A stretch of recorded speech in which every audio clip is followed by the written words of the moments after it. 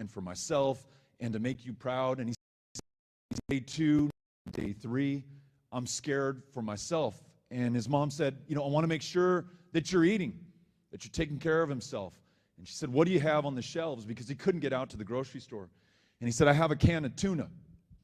She asked him to go open it up. It was frozen solid like a hockey puck. They found him dead on the floor of his apartment in a fetal position, frozen to death in this state. Now look, I don't bring these stories up simply to invoke our sympathy and our empathy for the loved ones who lost someone critically important to their lives, like that mother who lost their son. I don't share this down. I do this so that we understand the cost and the consequence of the failure to do the right thing when we know what that thing is, because starting in 2011, when we had a similar challenge to our grid, and again in 2014, those in positions of power were warned about the vulnerabilities underlying our ability to keep the lights on, literally, in the state of Texas. And ladies, absolutely nothing with that information to protect the people of Texas. It's why right here in Smith County, you have filed more than $155 million pipes and the damage to your walls and your floors and to your ceilings, the possessions that you've lost that you'll back, tens of billions across the state of Texas. But if that were not bad enough, the governor, the state legislature, all of us were told why this happened.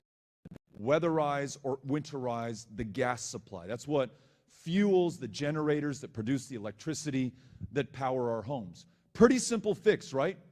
Because they use natural gas to power generators all over the planet in places that are far colder than the state of Texas. So the technology exists. Folks have experience doing it. It's just a matter of political will.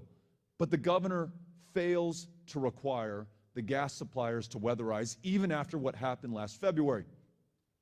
What gives, you might be wondering? Well, within the first 10 days after the end of the legislative session, and remember folks, during the session, the governor cannot take campaign contributions. So those who want to donate to him have to save that all up for the end of that session. The first 10 days, at the end of that session, he takes $4.6 million from those gas supply companies, the pipeline folks, the people who made extreme and embarrassingly obscene profits off the suffering of others. In a 5-day period in February, while that young man was dying in his apartment in Houston, they made $11 billion because they could charge the electricity provider here in Smith County whatever the market would bear. And when you're a monopoly and you have the complete supply of gas, or you own the pipeline that's going to transport it to this community, you can charge $9,000 where you were charging $27 before. Increases of 2 to 3 to 400 times what was in the market before that, to the point that some electric utilities have filed for bankruptcy because they are billions of dollars in the red right now. And the kicker, I don't have to tell you if you've opened up your utility bill lately, you are paying for it in higher rates this and every month thereafter for the next 20 years. Right now, it's anywhere between 20 to 50 bucks more on your electricity and or your gas bill. And it will be that way as we continue to clean up the mess that Greg Abbott, these energy traders, and the gas company CEOs made for Texas. So, what are we all going to do about it?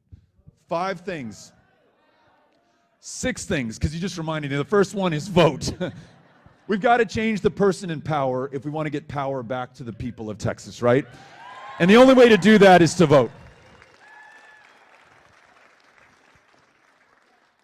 Cynthia, I want to make sure that we remember that the people of Tyler rewrote our stump speech today and made it so much better. Number 1, we're going to vote. Number 2, we're going to make sure that we winterize the gas supply. And we don't care if it is politically popular or not, if it costs us campaign contributions. It literally will save the lives of the people of this state and the economy of the people who work in it. The other thing we're going to do is we're going to interconnect with the rest of the grid in this country. You know, Longview didn't lose power. El Paso didn't lose power. Neither of us are in ERCOT. Both of us are connected to the rest of the grid so that when demand outstrips capacity, we can draw down electrons from the rest of the country. And this is important because we're an energy producing state.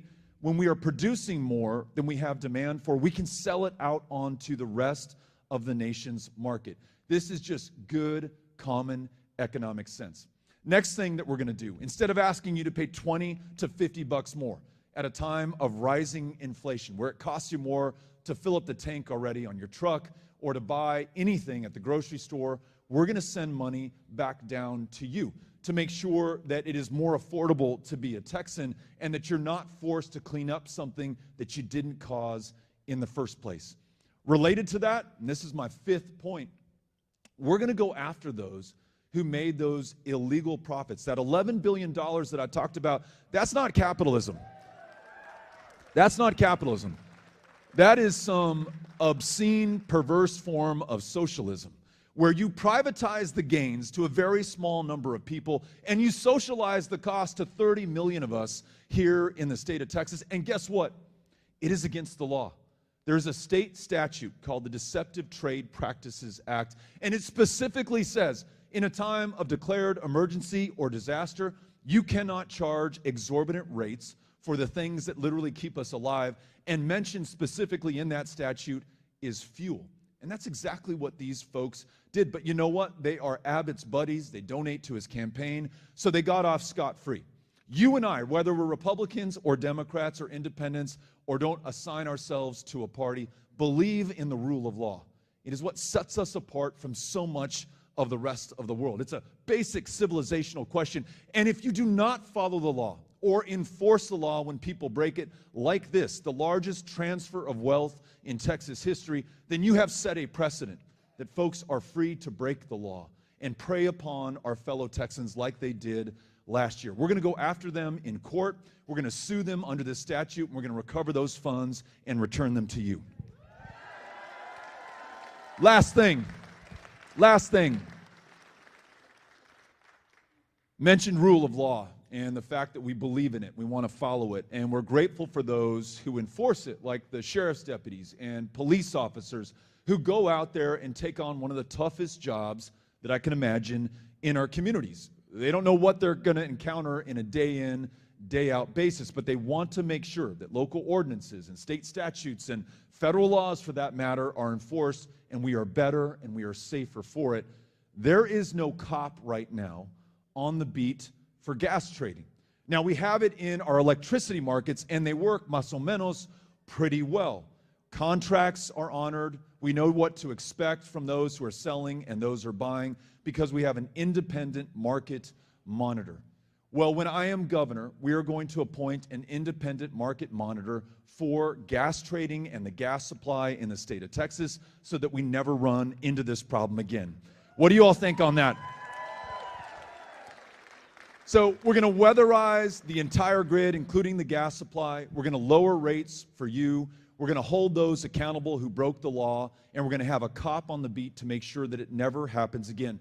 That, ladies and gentlemen, along with your idea of voting in this next election, is how we keep the lights on in the state of Texas. What do you think? We're on the right track? And if we do that, if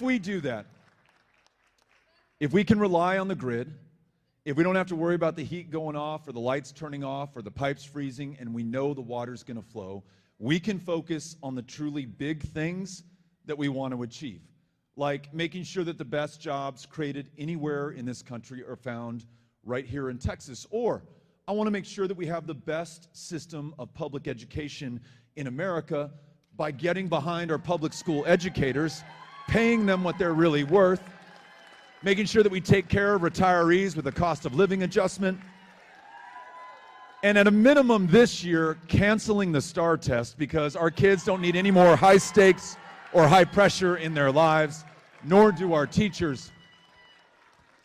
And then things that we agree on regardless of party, like expanding Medicaid so that we draw down more federal dollars into our community, connect more people with care, see fewer Texans die of diabetes or the flu or common curable cancers.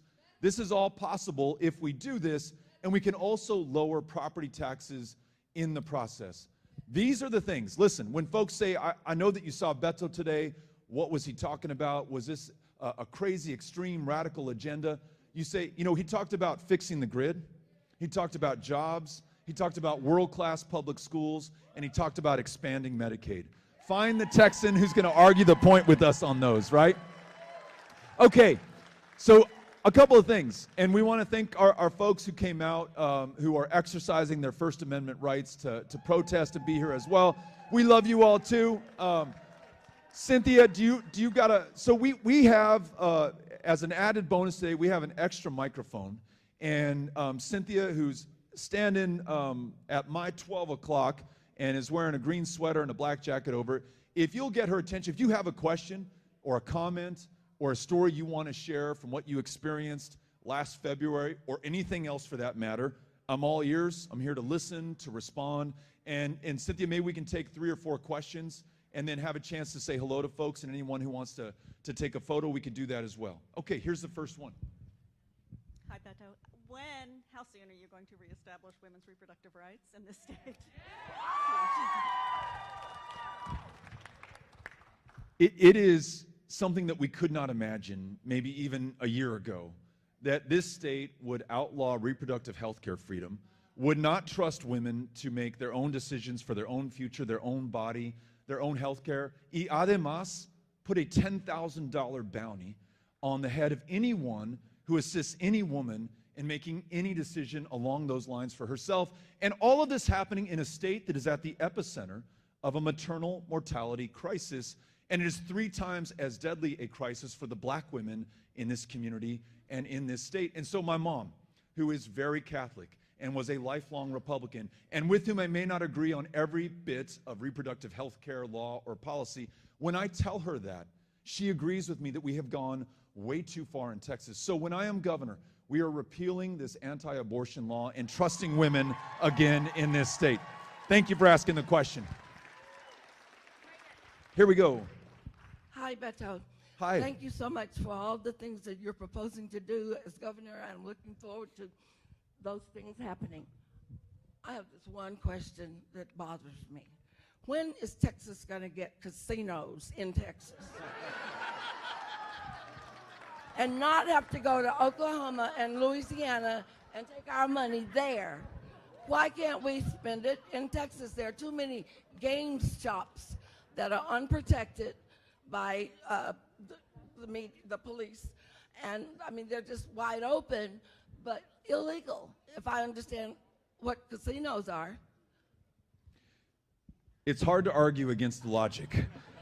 If Texans are already doing this, but they're having to go to other states, if Texans are already doing this with a state-sponsored lottery, which is gambling at scale, then let's do the common sense things. And I think whether it's what you just proposed or making sure that we end the incarceration of people for possession of a substance that's legal in most of the rest of the country today, there's some common sense changes that we can make that will, in addition, produce more revenue for the state. On the issue of marijuana, and I'm sorry to hijack your question, but it's related. If we were no longer locking up, disproportionately locking up, by the way, black and brown people, even though white people use weed at just the same rates as anybody else, but if we were to stop doing that, we would save $500 million in interdiction, arrest, and incarceration costs. And conservatively speaking, we would bring in about $500 million in revenue annually by taxing the legal sale of that substance. That's $1 billion to the positive to Texas. Put that into public schools, pay teachers a fair wage, do something good with it for once. So anyhow, thank you for the question. I'm a single mom, and I've been humping it a long time, just like so many of them are. My life's no worse, no better than others. But I did sell my home in July. I bought an RV to scale down because my one and only child started college, junior college, hoping that it wouldn't be expensive, but guess what? It was. And so the only way I knew to at least get him through the first 2 years was to scale way back on my lifestyle so that I can give him a future. How do you feel about trying to cut the cost for that? Because it's hard. Yeah, I think you have a fan back here. You're going to college next year? And we want to make sure that you and your folks can afford it. We want to make sure that you can afford your child's education. Right now, too many Texans can't.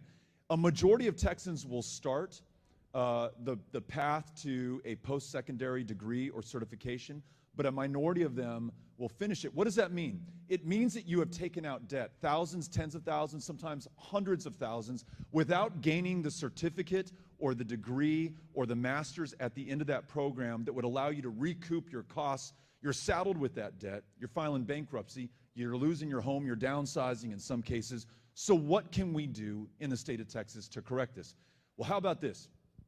For in-demand professions, I'm thinking about nursing, where we cannot hire enough nurses in the state of Texas right now, or school teachers, school counselors, school librarians, the people who are under attack by the state of Texas and whom we are losing by the thousands. If you're willing to work in one of those in-demand professions in an underserved community, what if the state of Texas paid your entire higher education cost? Not only can you now afford to get that education, our communities are going to be the ultimate beneficiaries. I was just in Fort Stockton, and you all may not have crossed paths with Pecos County before because it's so far on the other side of the state. But it's a relatively rural community, underserved, having a hard time attracting doctors. They paid the full freight for one of their high school students' medical education. That's not cheap, but they got him back on the condition that he come back for 6 years. They paid for it. He's now in his 10th year. He's not going anywhere. He married his high school sweetheart. They get a doctor for life for paying for that one upfront cost. So I want to make sure that Texas is investing in higher education, and thank you for asking the question. That was excellent. Thank you so much. All right, but Thank to you. your left, right over here, and I have time. Sorry, a little bit more. There this we way. go. I have time for 3 more. Yes, sir. First of all, welcome to Tyler. I want to thank you for not being afraid to come in these neighborhoods. We have veterans that live in these neighborhoods. We have professional people in these neighborhoods, and I'm glad that you're not afraid to come out and meet the people. My question is critical race theory. If elected, what would you do about what's going on with this critical race theory, which I see as an attempt to erase black history? Thank you. And I first want to thank you for your service. I see your Air Force cap, and we're grateful for what you've done for this country. And it helps to make the point. I grew up attending public schools in El Paso. It's a great community. It's got a wonderful history. I never learned the story of Dr. Lawrence Nixon, who moved from Marshall, Texas in 1910 to El Paso, Texas. You couldn't find 2 points further apart in the same state than Marshall and El Paso. Moves there, sets up the first NAACP chapter in the state of Texas in 1910. 1923, you all may or may not know this history, but all of us should, to the gentleman's point. The Texas legislature says that black men and women can no longer vote in elections in the state of Texas. They literally wrote the quiet part out loud into state statute. I'm not making this up. It becomes the law of the land in the state of Texas for the next 2 decades, while men and women, black men and women, are serving this country in World War II and defending our democracy against fascism. They literally cannot vote in elections in their own home state. Well, Dr. Lawrence Nixon challenges the all-white primary beginning in 1924, wins 2 Supreme Court cases, and in 1944, thanks to the Smith versus Allwright decision, Lonnie Smith in Houston, Texas, that is struck down. I got to tell you, that had some bearing and impact on the first Texas president, LBJ, signing into law the Voting Rights Act in 1965. I was never taught that history in my schools here in Texas, and they're trying to stop us from learning it going forward. If Dr. Lawrence Nixon was courageous enough to fight the institutions of oppression and intimidation in Texas, then our school children should be strong enough to learn his story. And when I'm governor, I'm going to make sure that they do. Thank you for asking the question. Okay, to your left, right here. There you go. There we go. I taught for 13 years for Texas public school. I am 2 years shy of having all of my points, and I am fully disabled. I can never draw my retirement that I paid in, and I can never draw my Social Security that I paid in working while I was putting myself through college. Do you have any ideas how to rectify this or help? Because I know I'm not the only teacher that this is my passion. If I could still do it, I would be in the classroom, but I'm not able to. Are you trying to tell us that you didn't get into teaching for the money? Into teaching because I had awesome teachers and I wanted to be an awesome teacher. I love it. I have yet to meet the instructor, the teacher, the counselor, the person in public education who got into it for the money or the glory or the fame. It's the toughest job that I can think of. Not only are you providing instruction in the classroom, but I know this to a teacher that I have met. If you've got a kid who's on free and reduced breakfast or lunch in front of you, and you know that they don't have a warm meal at the end of the day, out of your own pocket, though you might be working a second job, you are paying for that.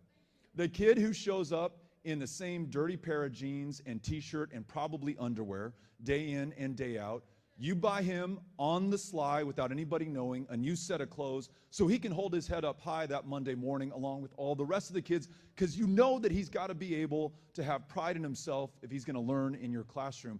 I want to make sure the same way that you've had the backs of our kids, that we have yours when I'm governor. So making sure that you are paid a real wage. Right now, half of school teachers in Texas are working a second job. That is unconscionable to me. You're working 3. You had 3.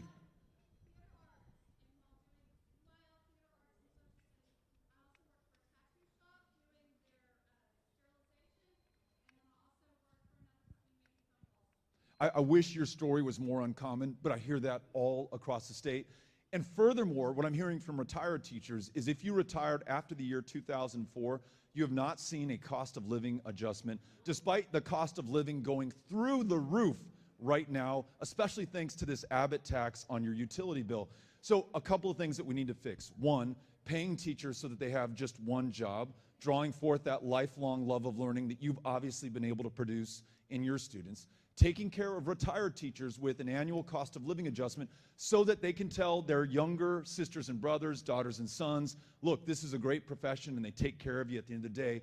And then to your specific question, not punishing you for public service. So we don't allow you to take Social Security. We don't allow you to take other earned benefits that you earned in service, and for those in the military that they earned in service.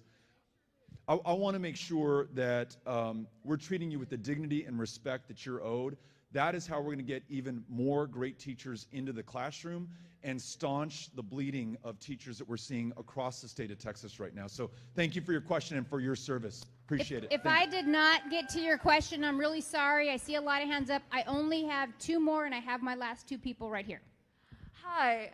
I'm a non-binary youth in the education system of Texas. I was wondering what you were going to do to protect my rights and my parents' rights to be able to put me on testosterone and all that. Along with that, what are you doing to help me in the sports system? Yeah. You know, if you were to listen to the governor and to the legislature this last year, you would have thought that there was an epidemic attack of transgender students in middle school sports in Texas, and that there was no bigger issue for us to focus the 30 million people of this state on, the 9th largest economy in the world. What I have learned from talking to those students and their parents when I met them in the state legislature after traveling from Smith County or Corpus Christi or El Paso, Texas, is in addition to punitively going after these kids and their families, it is causing extraordinary stress and anxiety and deepening some already real challenges when it comes to behavioral health and outcomes for those kids. So speaking about, go ahead. That the trans suicide rate has been the highest it's ever been in Texas since those bills have been placed. They are the highest they've ever been since, what? Yes, in Tyler, Texas, they're the highest they've ever been. What are you doing to protect us?